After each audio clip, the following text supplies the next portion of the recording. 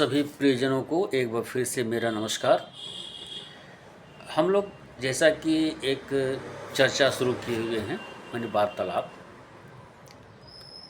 और मीडिया सबसे अच्छा एक स्रोत होता है वार्तालाप का। तो क्वेश्चन के माध्यम से, तो वार्तालाप में मैंने एक क्वेश्चन पूछा था कि जैसे टीचर के रूप में जब हम लोग पढ़ाते हैं तो पढ़ाने के बाद यूजुअली हम लोग पूछते हैं कि समझ में आया कि नहीं। तो लगभग 50% बच्चे हो जाते हैं हाथ उठाने वाले जो बताते हैं कि मुझे समझ में आ गया। तो मेरा क्वेश्चन ये था कि 50% बच्चों का मार्क्स बराबर क्यों नहीं आता है। आप सबके भी दिमाग में यही बात आया होगा, जो मेरे भी दिमाग में, क्या सबके दिमाग में ये होगा कि इसके कई फैक्टर्स होते हैं। वो जितना उसको आता है वो उतना लिख पाता है कि नहीं, ये भी एक मैटर होता है।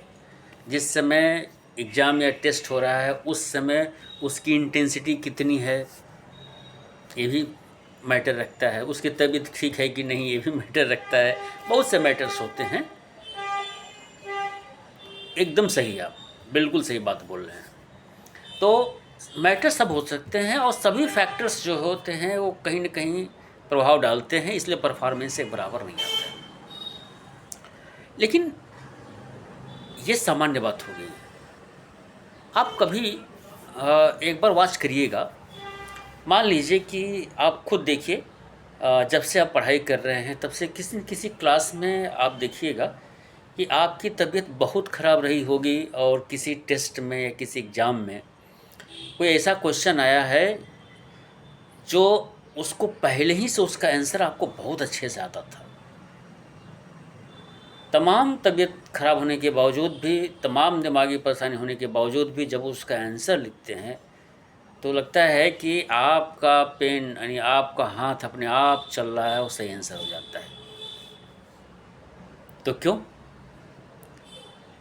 तो साइंस के सभी अध्यापक, विशेष रूप से बायोलॉजी की, ये जानते हैं कि अच्छी तरह से कोई भी चीज़ एक बार जब दिमाग में छप जाता है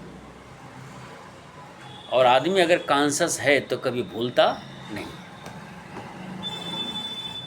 एम आई राइट? चलिए ठीक है। तो इसको देखने के लिए बच्चे ने हाथ उठाया। वास्तव में कितने संकोच में हाथ उठाए कि मुझे आता है, कितने डर के मारे उठाई ये आता है, हमें ये ऑब्जर्व करना है। तो वास्तव में आप जब पढ़ाते हैं तो बच्चों को समझ में आता है कि नहीं, इसे चेक करने के लिए एक बार जब आप किसी टॉपिक को समझाएं, उसका खुद आप एक छोटे से टॉपिक का वीडियो बनाएं और उस वीडियो को खुद देखें और आप जज करें कि आपको समझ में आया कि नहीं। बस इतना ही,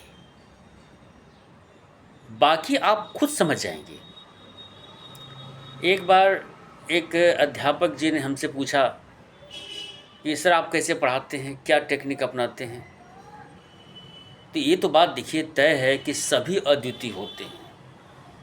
भगवान किसी के साथ बेईमानी नहीं किया है। बस अंतर क्या है कि हम ईमानदारी से उसको टेकल नहीं करते, हम एक्सेप्ट नहीं करते।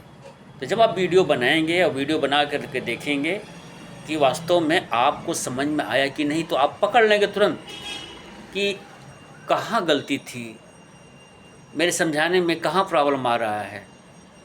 तब ऐसे कंडीशन में जब आप उसको रेक्टिफाइड कर लेंगे और उसके बाद फिर जब पढ़ाएंगे क्लास में तो वो छप जाएगा और जितने बच्चे हाथ उठाएंगे सबका मार्क्स हमारे ख्याल से बराबर आएगा। शेष आपके कमेंट का इंतज़ार है। नमस्कार।